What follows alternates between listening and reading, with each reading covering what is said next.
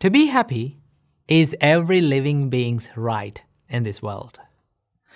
Everything that we do, everything that we say, why we are doing them, we do that to be happy.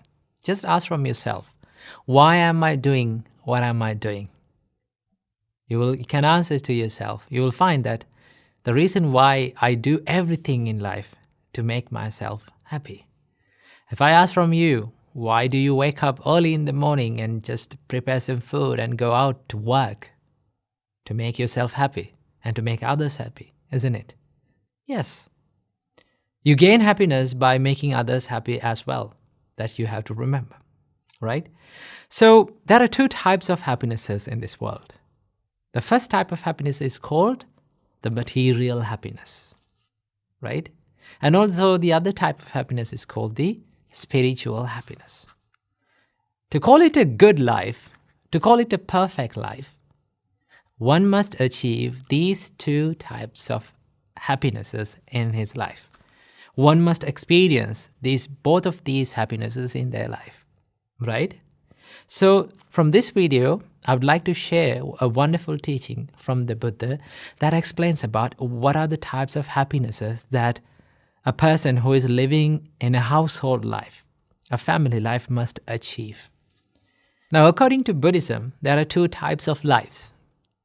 The first type of life is called the household life. That means the people who are living in a family life, right? Maintaining a family, living in a house, engaging in material pleasures and all the stuff, right? A household life. That means you, right? And also, there is this other type of life. It is called the monk's life, right? Which we can call them the homelessness life. That means we leave our houses, we leave our families and become monks, right? So that we no longer own a house. We no longer own a family. We no longer maintain a family, right? So the ones who renunciate the household life, the ones who leave the household life, they seek a higher kind of happiness, right? That doesn't mean that they don't seek any kind of happiness. We as monks, why we become monks is to seek the spiritual happiness. Now, when you become a monk, it doesn't mean you totally deny seeking the material happiness, right? But for a monk, there must be a limit for seeking the material happiness, because as living beings, we can't totally deny seeking material pleasure. As living beings, we must consume some sort of material pleasures in this world.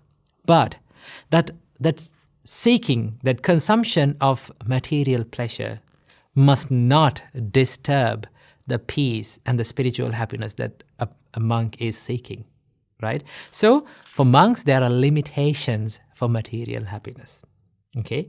But it is less of the material happiness and more of the spiritual happiness. So in this teaching of the Buddha focuses on household life, a householder, a person who is living a family life. To call that life a perfect life, a good life, the Buddha says that there are 4 types of happinesses that a householder must achieve in their life, right? The first type of happiness, the Buddha called it Ati Sukha. What is it? Ati Sukha. Ati Sukha can be translated into English as the happiness of ownership. Now, what do you mean by the happiness of ownership? Buddha explains the happiness of ownership as one must work hard, put his time and energy and strive and earn money righteously in the correct way, right? He must earn money, he must earn wealth in the righteous way. Now, what do you mean by in the righteous way? Is by you should earn money without harming anyone, without harming yourself and without harming the other people, without harming the society, right? If you earn money without harming anyone, that is the righteous way of earning money. Now, Buddha said, as a householder, you must be happy and you must enjoy earning money, right? Buddha was someone who did not say that you should not pursue happiness. You should not pursue material happiness. The Buddha said, if you are a householder, you must do that. That is your duty, right? So the Buddha said, strive hard, work hard, put your time and energy to what you're working on, and earn money righteously. That is a happiness that you can gain, right? When you have enough money to your life, then you can be happy about thinking that I own this wealth. This is my wealth.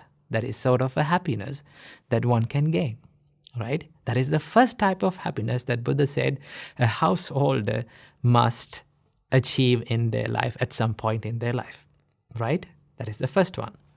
The second type of happiness that Buddha taught for householders to achieve is called bhoga sukha. The bhoga sukha can be translated into English as the happiness of enjoyment. Now, first you earn money, right? Now you spend money and enjoy it in the correct way, right? The Buddha says that you have to spend money in a way that you should not harm yourself and you should not harm the other people as well, in the righteous way, right?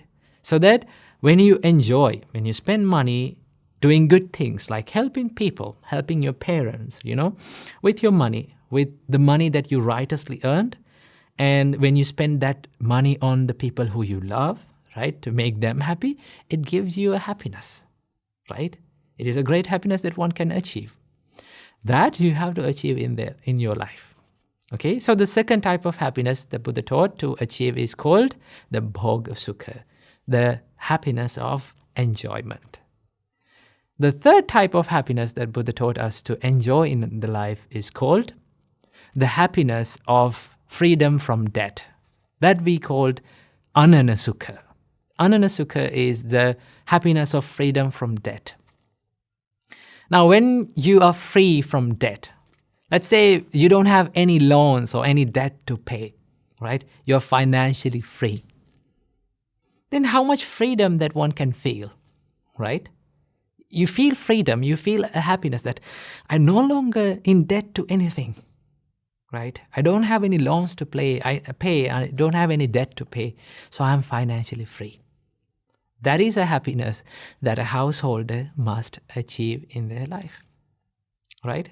That is a great happiness that one must achieve. The freedom, financial freedom, right? This is the third type of happiness. And then the fourth type of happiness, this is the most important thing. This is the most valuable happiness that a householder must achieve in their life, according to the Buddha. Buddha said, the fourth type of happiness is called anavajja sukha. Anavajja sukha means the happiness from blameless life. Now, what do you mean by a blameless life? The Buddha says that you have to do things, you have to say things, you have to live your life in a way that you do everything with a good heart, with a good mind, with a wholesome heart, right? When you spend your life as a good-hearted person, as a good person, as a wholesome-hearted person, right? It gives you a bigger happiness, bigger enjoyment, thinking about who you are. That is the most important thing, because all the other material happinesses, right? All the other three material happinesses, it can give you happiness, right? I don't say that it cannot give you happiness, but if you did not have this happiness, anavajja sukha, if your heart is complaining who you are, what you do, right? If your heart is regretting about who you are, then the other things doesn't matter, right? What matters the most is how you live in this life, right? At the end of our life, the most important thing that we can be happy about is how we live this life, how much love we give to other people, right? How much we help to other people, how righteously and how correctly we lived our life. So the Buddha said, you must achieve this happiness as well, right? So these are the four happinesses that a householder, one who is living in a family life, spending a family life, must achieve. So I hope this video and this teaching from the Buddha gave you a little light to your life. So I wish you all, may all of you be able to achieve all of these happinesses in this very life. Namo Buddhaya. Namo Buddhaya. Welcome everyone to another video. From today's video, I would like to share some thoughts about going for refuge to these three jewels or three refuges in Buddhism. Now, traditionally, all Buddhists go for refuge to these three gems or three jewels. And in other words, we call them three refuges, right? And it is a traditional way, and most of the time, the traditional Buddhists, they do it as a chanting, right? Whenever they do their prayers, they say, Buddhang saranang gacchami, I go for refuge to the Buddha. Dhammang saranang gacchami, I go for refuge to the Dhamma, the Buddha's teachings. Sanghang saranang gacchami, I go for refuge to the Sangha, the monastic and the spiritual community. So one can think, okay, it is same like the other religions, you know. You go for refuge, you believe in this Buddha and his teachings and the monastic community, it is same. But if you take a closer look at going for refuge, the process of going for refuge, there's a clear reason why we do this, right? And also we have to remember that just because we chanted Buddhang saranang gacchami, or just because we chanted that I go for refuge to the Buddha, Dhamma and Sangha, doesn't mean that you truly go for refuge to the Buddha. Okay, so there's a way to do that. So let's discuss how we should do this. First of all, what are these three jewels? The first jewel or the first refuge in Buddhism is called Buddha. Buddha is the historical Buddha, the greatest teacher who taught the Buddhist teachings to all of us. The greatest teacher who taught the reality of life. So we consider him as the teacher, right? The guiding light of our life. So why we go for refuge to the Buddha? Sometimes some people can say, okay, now you're believing the Buddha as a god. No, it is not the same way, because Buddha wasn't a god, and nor did the Buddha claim himself to be a god, right? So the Buddha was a simple human like all of us who achieved something beyond that an average human could achieve, the liberation. So why we go for refuge to the Buddha? It is because he's the biggest role model of our life, right? So to have an inspiration from a character, we go for refuge to the Buddha. When we go through the difficult times and hard times in our life, we can always relate to the Buddha's life and say, okay, if Buddha faced such kind of adversities and difficulties, how would Buddha do this, right? So then you can follow the Buddha's life and Buddha's role model. You take the Buddha as the role model and it becomes the biggest inspiration for our life. So that is why we go for refuge to the Buddha, right?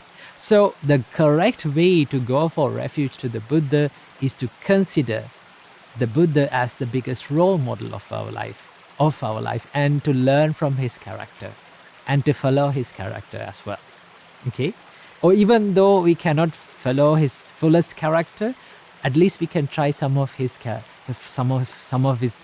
amazing qualities in his life. Okay? So that is the first thing and the first reason why we go for refuge to the Buddha, right? And then the Dhamma, that is the second jewel or the second refuge in Buddhism. Dhamma is the Buddha's teachings. Now, why we go for refuge to the Dhamma? It is to consider it as the framework of our spiritual practice. Buddha taught his amazing teachings for 45 years. And these teachings we consider as the Dhamma, right? So these teachings gives us amazing help to live our life and to understand the true meaning behind our life, right? So to provide this framework, provide this path, we go for refuge to the Dhamma. Now, how to truly go for refuge to the Dhamma is to practice it, right? Follow the Buddha's teachings and practice it. And that is the correct way to go for refuge to the Dhamma, okay? So first we take the role model and we follow his character, and also we follow his teachings, the Buddha's teachings. And third jewel, or the third refuge, is Sangha, the monastic community, the spiritual community, who have achieved the levels of spirituality. Okay? Why we go for refuge to the Sangha, or this monastic community, or the spiritual community, is to give us the support for our spiritual practice. Because we all know we can't do this all alone. We need a community. Everyone needs a community of people to grow. So when we get together and when we get in touch with this spiritual community, we can take advice from them. We can take the experiential advice from them and grow ourselves, right? So as a help, as a support for our spiritual practice, we go for refuge to the Sangha, the monastic community. So this is why we go for refuge. And this is the real reason behind going for refuge to the Triple Gems. So I hope you got some idea about the 3 refuges in Buddhism. So I wish you all, may all of you be healthy, happy, and peaceful. Namo Buddhaya. How do I become a Buddhist? And how I convert to Buddhism? This is an FAQ that most of the Buddhist monks been asked by people. They ask like, how can I become an officially Buddhist? How can I convert to Buddhism? Well, when you ask that question, it is very difficult to give an exact way of converting to Buddhism, like ceremonial way, because in other religions there is this process. There is a ceremonial way of converting to that religion, like baptism, right? But it is in Buddhism, and there is no process or there is no ceremony of baptism, right? But the process, the way that is a process that is very closer to the conversion, that you can say converting to Buddhism, is going for refuge to the Triple Gems, or going for refuge to the 3 refuges in Buddhism. Now, we've discussed about the 3 refuges in Buddhism in another video. If you like to learn about what 3 jewels and 3 refuges in Buddhism are, you can check out that video as well. So the 3 jewels or 3 refuges in Buddhism is, first one is the Buddha, right? Or the historical Buddha himself. And the second jewel or second refuge in Buddhism is the Dhamma, the Buddha's teachings. And the third refuge is the Sangha, or the monastic community. So if you follow the Buddhist path, one must take refuge in these 3 refuges, right? Buddha, Dhamma, and Sangha. Buddha and Buddha's teachings and the monastic community. Now, why we go refuge to the Buddha? There's a reason behind it. We go for refuge to the Buddha considering him as our inspiration, right? We always look up to his life, way of life, right? And we adopt those valuable qualities to our life. We try to follow his life, character, right? Although we can't follow it for the perfection, we must try to do that. We must learn from his life, right? So as the inspiration, as the role model of our spiritual path, spiritual practice, we go refuge to the Buddha. That is the purpose behind going refuge to the Buddha. And the second, the Dhamma, the Buddha's teachings, why we go for refuge to the Buddha's Dhamma or Buddha's teachings is because it provides the framework for the spiritual practice, right? It provides this framework to us to follow the path. Okay, so we must have the confidence to follow that. It doesn't mean that you have to blindly believe it, right? It doesn't mean that you have to have the blind faith. You cannot have any questions, right? In Buddhism, there is no anything that is unquestionable, right? Everything can be questioned. Right? You may have doubts, you can have doubts, right? Doubts are always seen as sign of improvements according to Buddhism, because Buddha says that if someone thinks, right? If someone thinks about the reality of life, he may have some questions, right? So that he goes on asking the questions, what is the meaning behind this life, right? What should I know? How should I see this life? So when he asks questions, then he gets the answers, okay? In that way, he must seek something. So in Buddhism, we follow the Buddha's teachings by asking questions and by self-exploration and putting it into practice, not just because merely we believe in it. Okay, that is the purpose of going refuge to the Buddha's teachings. It provides us the spiritual framework. And why we go for refuge to the Sangha or the monastic community is because they provide us the spiritual support, the living spiritual support, right? So to get that spiritual support, we need to have confidence on them. So what we do, we go for refuge to the Sangha, right? So these are the 3 refuges in Buddhism. Now, how to go refuge to the Buddha and Dhamma and Sangha, these three jewels and three refuges? There is this traditional way of doing it. That is by chanting it, that Buddhang Saranang Gacchami, Dhammang Saranang Gacchami, Sanghang Saranang Gacchami. We chant it for 3 times. And that is the traditional way of going for refuge. You can closely say that this is the way of converting to Buddhism. But here's the thing. Just because you said it, or just because you chanted that Buddhang Saranang Gacchami, I go for refuge to the Buddha, I go for refuge to the Dhamma, I go for refuge to the Sangha, the monastic community, doesn't mean you actually become a Buddhist. Right? Because all these refuges follows and it provides a purpose. We need something to do in it. So what we need to do is we need to follow the path, follow the practice, follow the Buddha's advice, right? If you're following the Buddha's advice and if you're putting it into practice, okay, if you're practicing it within you, then you can call yourself as a Buddhist. But understand, the term Buddhist did not exist in the Buddha's time, right? One of the closest words that we can find that is we can call to as a Buddhist is an ancient word is Buddha Savaka, which gives the meaning of listeners of the Buddha or followers of the Buddha, right? So to become a follower of the Buddha, you can't just merely chant it and just it becomes okay. It doesn't happen like that. Okay, what do you have to do? If you are a follower, you must follow it. You must practice it, right?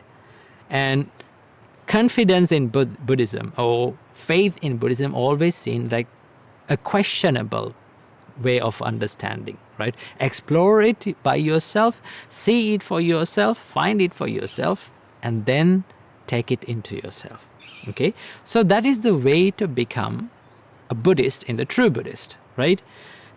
Remember that just because you said that you are a Buddhist, or just because you chanted these lines that I go for refuge to the Buddha, doesn't mean that you truly become a Buddhist. What you have to do is put it into practice. Live in that practice. Okay? So I hope you got some idea about how to become a Buddhist. So in a short answer, there is no conversion or no baptism in Buddhism. What you need to do is follow the Buddha's path. Keep this in your mind. Namo Buddhaya. One of the questions that people ask from me is that they ask, is it easy being a monk? Well, I give them the answer, no, it's not easy, right? So many people think that after becoming a monk, all the problems will disappear like you're floating on a peaceful cloud, you know. Trust me, it doesn't happen, right? Monk's life is difficult, as same as any other life, right? It is not easy because if you look at our life, right, where no matter what the life is, right, no matter what level of life is, there will always be difficulties, problems, challenges. That is the nature of life. That is what the Buddha said to us. The Buddha said that is the first noble truth. What is it? Dukkha. Where there is birth, there is dukkha. There is this unsatisfied nature. There is this suffering. There is this nature of unsatisfaction, dissatisfaction. So you may think, if you're thinking that after becoming a monk, all the problems will disappear. It doesn't happen, right? But here's the thing. Yes, there is some part of the problems that you face as a householder.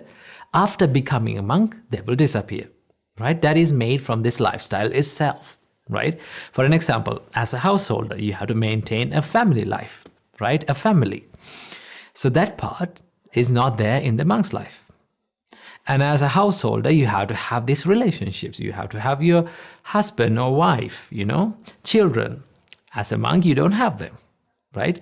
And also, then as a householder, you will get invited to a lot of occasions, parties, weddings, and all the stuff. As monks, we don't go to the weddings and parties, right? So we live in the monastery. So those kind of problems, those kind of things, they will be removed by the lifestyle itself. But that doesn't mean the lifestyle becomes this monk's life is easier. Because we also have some other duties to do, right? We have also other responsibilities to do. After doing all of those things, there are the things that are easier to do actually.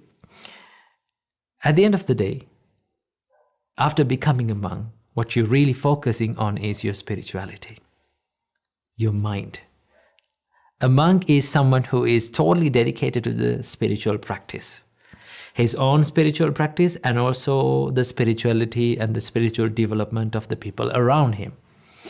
So when you work on that, right, you will face a lot of difficulties, a lot of challenges, One of the biggest challenges that we face as monks is to discipline our mind, right? As soon as you become a monk, your mind is not ready to become a monk, okay? I always say this for people, that it takes very few minutes to make a monk physically, like become a monk physically.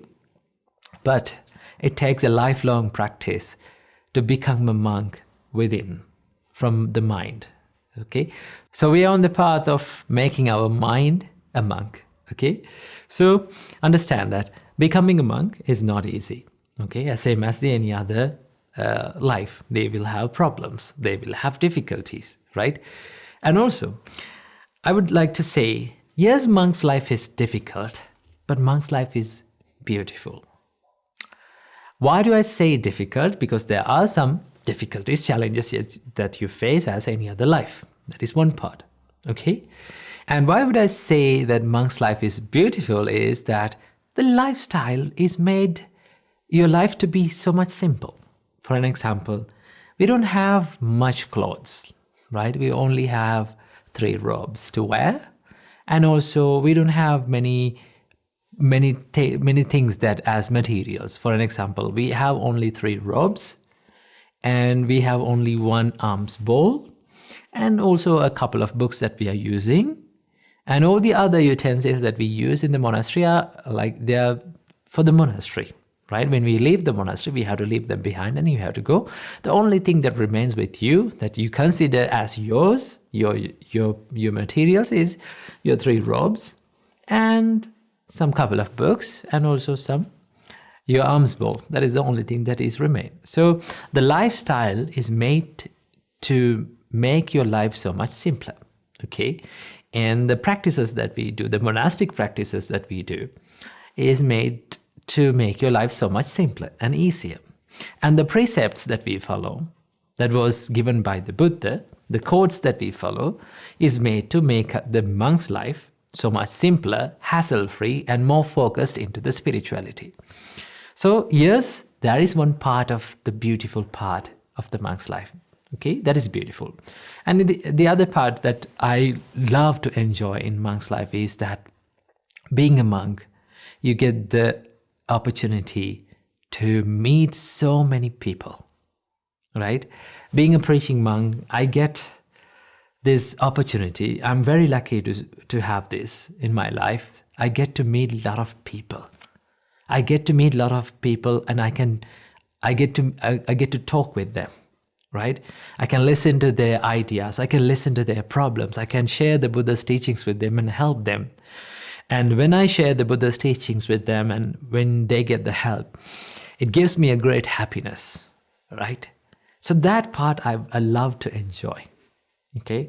And also another beautiful thing that you find in monk's life is that every single morning when you wake up, you have something wholesome to do, something that is selfless to do, right? When you wake up and when you clean your monastery, when you do the monastic chores, it gives you that idea that yes, you're doing something for yourself as well as the others also.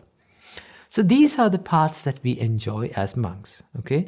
And also one part, this is not only separated for monks' life, but also anyone can do that.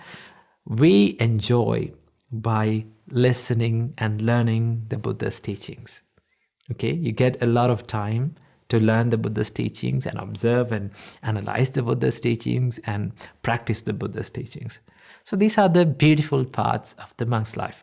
So don't think that monk's life is easy and hassle-free and problemless. No, as any other life, we also have problems, but we are working through them, right? We are practicing our mind to make our mind strong enough to face these problems, face these challenges through the Buddhist teachings. So I hope you got some idea about monk's life. So I wish you, may you be happy and may you be healthy. Namo Buddhaya. One of the most common questions that most of the Buddhist people ask from Buddhist monks is that they ask, I did this action, is it a sin? And they say like, if I did this action, if I do this, will it be a sin? So it turns out that sin is a big concern. People have a big concern about sin. So from today's video, we're going to be discussing about the perspective of sin according to Buddhism. Do and should Buddhists believe in sin? So first of all, before understanding do and should Buddhists believe in sin, we must understand what sin is. The word sin was originated from Old English word sin, which spelled as S-Y-N-N. And it also has the roots of this Old Norse word sind, S-Y-N-D. Collectively, the word sin describes or defines the transgression of the divine law. That means going against divine law. Especially in Christianity and most of the monotheistic religions, sin is often understood as going against the divine commandments, right? There is an all-powerful, almighty, and all-knowing deity and God, and this God makes these commandments and laws, and if someone goes against these, and if someone goes against these laws and break those laws, that person is called a sinner. And the people who commit sins, right, the people who do sins, they will be punished by the Almighty God, right? That is the common framework of sin according to the monotheistic religions. Now let's turn into the Buddhism, the perspective about sin according to Buddhism. Well, in Buddhism, the word sin is not used. There is no any place that Buddha used the word sin, because sin requires an all-powerful, almighty deity, right? As there is no statement of all-powerful, almighty deity, and there is no any involvement of deities, all-powerful deity in Buddhism, the morality according to Buddhism is governed by, not by the sin, but by the karma. Karma can be understood as the natural law of cause and effect, right? It is something like gravity. Like if you throw something into air, because there is gravity, it will eventually fall down as a result of throwing that, as a result of the gravity, right? In the same way, the Buddha explains, if you do something with evil intentions and negative intentions like hatred, anger, delusion, and greed, these intentions, right? The actions that were led by these intentions will lead to negative consequences, because in the beginning the cause and the intention was negative. If the cause is negative, then the consequence is negative. And if some actions were led by positive intentions like compassion and kindness and empathy and wisdom, these actions will lead to positive consequences, right? So it's simply like this. If you plant a seed, right, you will get the fruits according to that seed. Let's say you plant a mango seed, you will get mangoes, right? You plant a grape seed, you will get grapes. In the same way, the Buddha says, if you do the things with evil intentions, right, hatred, anger, delusion, the suffering follows that person. And if someone does actions with positive intentions, kindness and compassion, wisdom, then the happiness will follow.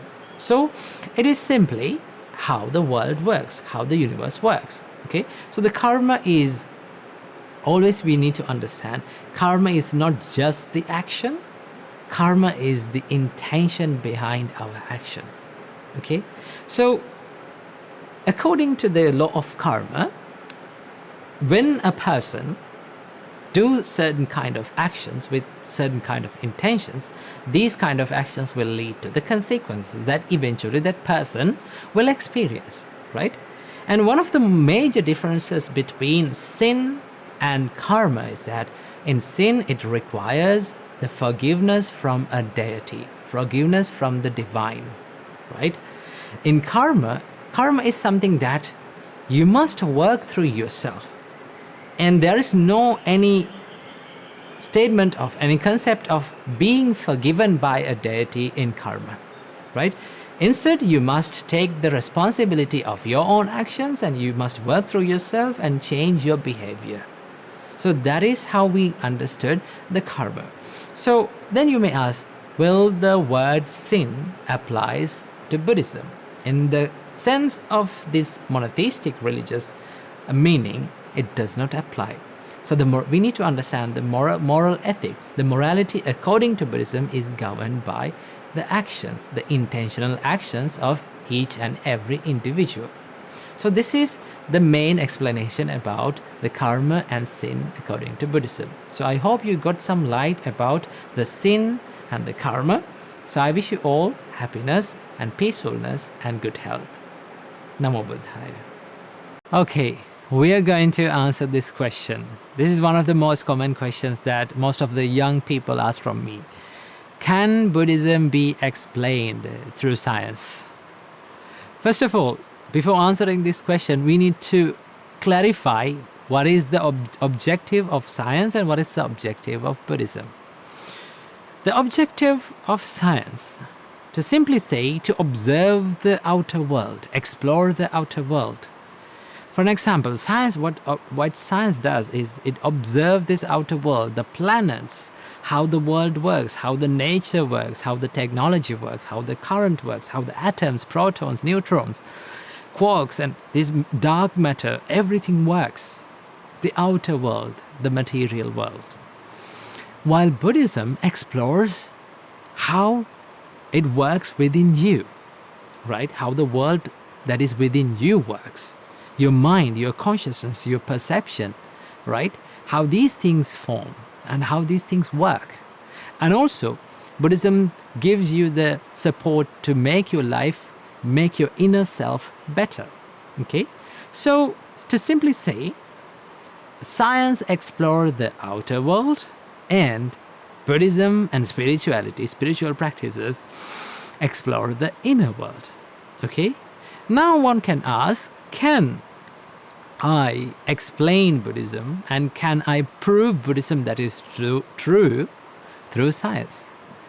Not always you can do that. Because if you try to understand Buddhism through this perspective of science, through the scope of and through the frame of science, it's something like this. You're trying to explain something that goes into two opposite ways. Because science observes the outer world and Buddhism and spiritual practices observe the inner world. Can you fully explain what is within you through the science? No, because there are some parts that goes beyond the scientific experiments, scientific explanations. Okay? And there are some parts that spiritual practices and all these practices doesn't agree with science. Okay?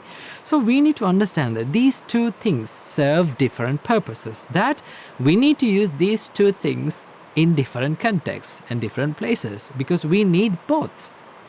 One can say, I've heard people say that we don't need science, we just need spirituality, we just need Buddhism, we just need meditation. No. Without science, right, without the advancement of the science, how can we thrive, right? How can we make this world a better place? Look around us, right? Look how many things that science, how much better things that science has made. For an example, I'm talking to you, right? You're watching this video. Why? With the help of the science. Okay? So yes, we need science to thrive. We need science to make this world a better place, right? But we need to understand science only cannot make this world a better place. Because science can make the material things better, give you the material comfort, make everything convenient, right? Make everything comes to your tip of your hand, right? And understand everything, the complexities of this universe. Science will do that. While Buddhism, spirituality will answer your spiritual problems, right? To make your life a better one, make your inner self more kind, right? More compassionate, more calmer person, right? It will help you to build up your inner qualities, inner values, right? So we need to practice and we need to understand these two things together, but we should not mess these things up. Okay? So then the question is, can Buddhism be explained through science? Up to some part, not everything. Okay, because simply it goes into two different ways. Okay, so we need to understand science as science, right? When we learn science and when we understand science, we need to understand it as it is. And when we come to Buddhism, we should not take the perspective of science to Buddhism and understand it, right? We should understand it as it is, because it serves a different purpose. So when you practice these two in balance, right? And when you understand clearly what are the purpose of these two practices are, then it will be easy for you to practice and develop your outer self and also develop your inner self. Okay, so I hope you got some idea about the science and Buddhism. So I wish you all, may you be healthy, may you be happy, and may you be peaceful. Namo Buddhaya. Namo Buddhaya. Have you seen those people who are walking on slack lines or cables? They do these amazing stunts on these cables. Now, you may think that it is an easy task to do. No, it is the most difficult thing to be balanced on that cable. It is very easy to fall into either sides. Same goes with our life. It's the most difficult thing for us to be balanced, to balance our inner self and the outer self, right? So from this video, I would like to talk with you about an important place, an important area of us to be balanced, right? This is the area of we helping others. I read this wonderful quote. That is the reason that I wanted to make this video. I read this wonderful quote in a place that says, to not lose yourself in the name of helping others, right? That is amazing, right? For an example, let's say there is an empty jar or an empty vessel, right? Can you fill other cups with this empty jar? No, you can't. If you need to fill other cups, then you need to fill the jar first. In the same way, the Buddha says that you need to fill yourself, you need to take care of yourself, right? You need to improve yourself in order to help others, right? But it is very easy for us to be it in an extreme. Let's say if you're someone who is committing the fullest in yourself on the happiness of others, on the benefit of others, on the betterment of others, right? If you are a parent, if you are someone, if you in your relationships, let's say you are committing your fullest self to maintain this relationship and to help others and to make others happy, right? This can be an extreme. This can go to an extreme where you lose your character, you lose your identity, and you lose who you are in the name of helping that person, right? From the other person's perspective, it is a good thing to do. It's a great help for that person. But when you too much helping others without taking care of yourself, when you forget to take care of yourself, there are certain downsides that occurs in your life. One of them being, the more you help without improving yourself, you reduce the quality of your help, right? You reduce the amount, the productivity of help that you're going to give to that person, right? Now, with the time when the quality reduces, that person is not getting what they got before. And they will complain, why you're not giving me, why you're not committing your fullest self for this? But in reality, you're doing it while losing who you are, okay? So that is why the Buddha said it is really important to balance that to be in balance when you help others. So the Buddha gave a wonderful simile or a metaphor to understand about this. Buddha said, be like a cow, a mother cow who has a baby calf. What do you mean by that? That means the Buddha said there are two jobs for a mother cow to do. One is that she should graze. She should first feed herself. Okay, she should eat grass and graze and feed herself. And also the other job is to take care of the baby calf. She should give milk to the baby calf, right? What if this mother cow forget one job? Okay, one of these jobs. Let's say the mother wanted to only to graze and feed herself and not take care of the baby. What happened? The baby calf will die eventually. What if the mother only gave milk, only be focused on giving milk to the baby calf? Then the baby calf will survive, but mother will die eventually, right? So in the same way, the Buddha said, for monks, as monks, we live and we are committed to a spiritual life, right? That is the sole purpose of entering a monkhood, to live a spiritual life, to be more focused on the spirituality. Now, when you do that, it doesn't mean you don't help others. You don't help and you don't work on others' happiness, right? But when you do that, okay, one part of our monkshood is to help other people with Dhamma, with Buddhist teachings, and helping with doing charity and doing helping them with emotionally, right? When you do that, there is this part, we forget our main idea. We forget our main goal, why we came to this monkhood. And our jobs go in the other way. Okay, sometimes it's very easy for us to be engaged in charity, to help other people and be there for other people when they need. But when you do that, sometimes we forget to improve ourselves. So the Buddha said, it is the monk's duty to maintain this balance in the spiritual life while doing all the works and the chores and the duties in the monastery, right? While helping other monks and helping to the monastery, he must take care of his spiritual practice as well. He must be balanced in that as well. So to do that, you have to be like a mother cow who is feeding her baby and taking care of her as well. So keep it in your mind that yes, you need to help other people. It is very good to help other people. And if you need to give your fullest self, if you need to make others happy, that will make you happy, what do you have to do? First, we need to improve ourselves. Okay, so that is why it is really important to have some time during the day to take care of yourself.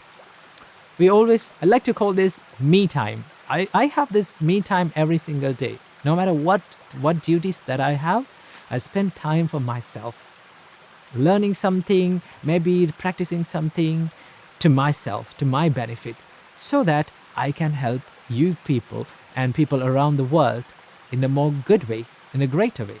Okay, so it is really important for all of us to balance this help to others and also help to ourselves. So I wish that you got some idea about this balance in life. So I wish may all of you be healthy, happy and free from sufferings. Namo Buddhaya. Namo Buddhaya. We all know that letting go of the anger, letting go of the resentment is not as easy as we think, right? People might say to us, let it go, forget about it, don't think about it, and what had happened, happened.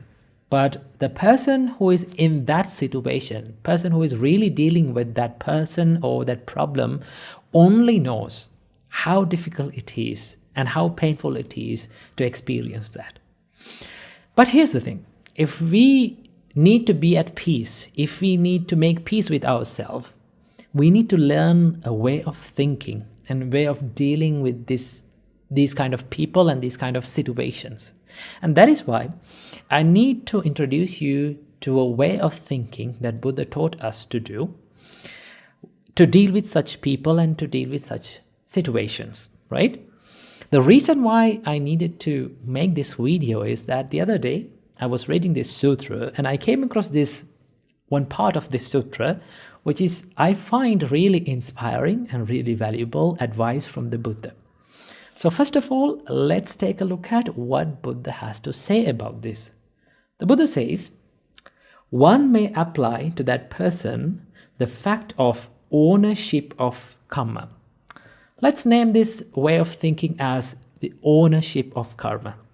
The Buddha says, this worthy person is the owner of his actions, the heir to his actions. His actions are the womb from which he has sprung, his relations and his protection. Whatever he does, good or bad, he will be heir to that.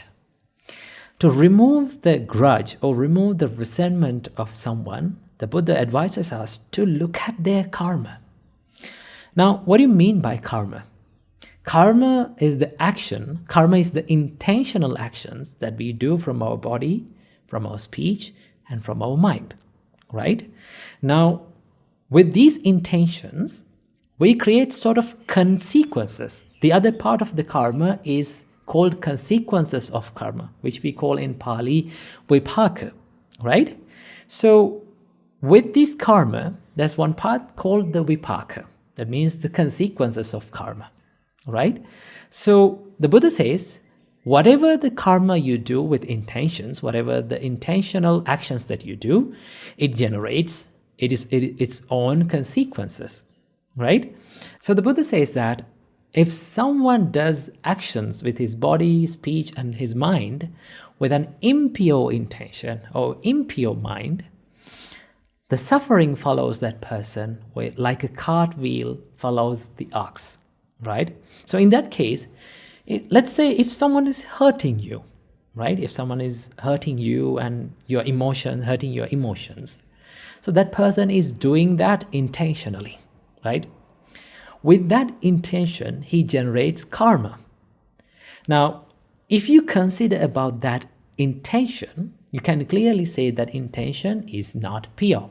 It is an impure intention. So with impure intention, what generates? Impure karma. And when one generates impure karma, the suffering follows that person. So when you look at someone who is hurting you, you can think, okay, whatever they do, right now they're doing an unwholesome action, so they're going to go through the consequences of that action. And whatever I do, right, how I react to that situation, how I react to their expressions and their way of behaviors is my karma. Now, do I need to get intervened with their unwholesome actions? Do I need to collect such unwholesome actions to my life, such unwholesome karma to my life? Then you can tell to yourself, I clearly don't want that to happen to myself because I care for myself and I love myself. When you think about that, it's a great way of thinking about such people, right? So whenever you come across with a difficult customer, a rude customer, what do you have to do? Okay, you have to think, whatever the karma that they are going to collect is their own karma. And how I respond to that karma is my karma. So I choose to respond to this situation with kindness, compassion, and patience. And maturity. Most importantly, maturity is really crucial when you are dealing with such people.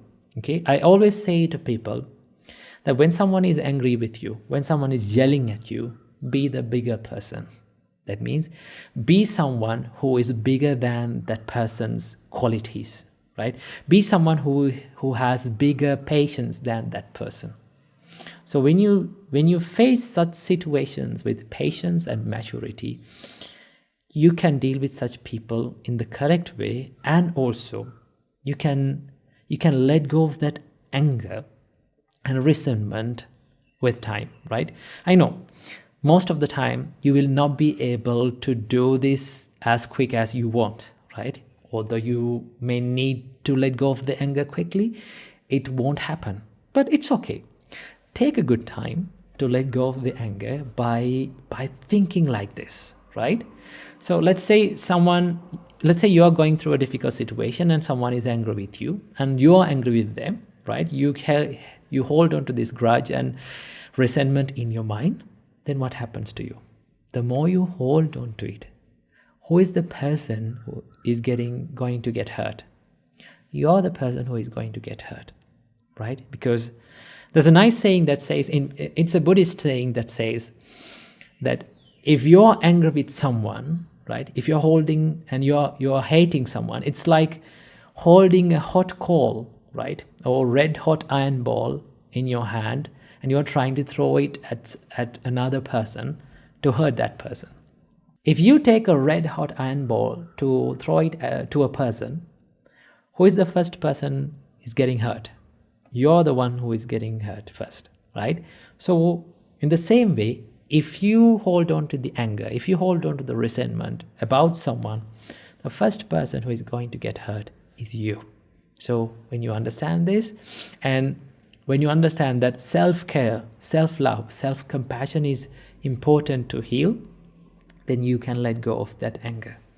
So this is the way to think about the person. Think in the perspective of karma, right? Whatever they do, it is their karma, and how I respond to that is my karma. So I choose to collect. I choose to collect a good karma to my life by responding to that situation with patience and maturity. So I hope this idea will help you to deal with such people in the correct way. And I wish you all, may you be healthy and may you be happy. Namo Buddhaya. One of the common misunderstandings about Buddhism is that Buddha said life is suffering. Now one can think, why Buddha speaks about suffering? Why Buddha is so pessimistic? Isn't there anything to be happy about life? There are happy experiences that we gain in life. Why Buddha can't speak about this? Now this confusion happens when the Pali word dukkha, which is the first noble truth, is translated to English. The most common translation for dukkha, the word dukkha, is suffering. From this one can think, okay, the Buddha says life is suffering. But when the Buddha used this word dukkha in his first noble truth, Buddha meant something profound and deep. Yes, dukkha can be understood as suffering in a more superficial meaning, but it has a more deeper meaning when the Buddha used this word in his context. So I want to show you from this video what actually Buddha meant by when he said life is dukkha. In his book, Noble Truth, Noble Path, Venerable Bhikkhu Bodhi mentioned about this as follows, I quote, Buddha drew this word out from its original context and gave it a deeper significance, using it to highlight the inescapably flawed, deficient, and unsatisfactory nature of sentient beings. Now, when you consider this point of view, we can understand that not only painful experiences, but also all the experiences has this inherent nature of impermanence and also inherent nature of unsatisfactoriness. Now, by this, Buddha did not mean that life is a total misery. Buddha also speaks about happinesses and joys that we can achieve in this life. We've talked about this in a video. We've talked about the 4 types of happinesses that Buddha teaches us to achieve in life as a householder. Now, Buddha saw that there is happiness in life, there is these happy experiences in life, there are these painful experiences in life, and also there are these neutral experiences in life. But when you take a closer look at all these experiences, be it a happy experience, be it a painful experience, be it a neutral experience, all of these experiences has one thing in common, one nature in common, and that is these experiences are subject to change. They become impermanent. And as they are fleeting and as they are transient, these experiences cannot give a person a complete satisfaction, right? Because we experience these feelings and experiences, and we think this will last forever. But the true nature of every experience is that it is subjected to change. As it is subjected to change, it doesn't give you the fullest satisfaction. When you are not satisfied with that experience, there is suffering, right? Always unsatisfaction is something that is missing in your life, right? In everyone's life, in every human being's life, when you take a closer look at the person's life, there is something that is missing in life. We think, I wish I had that.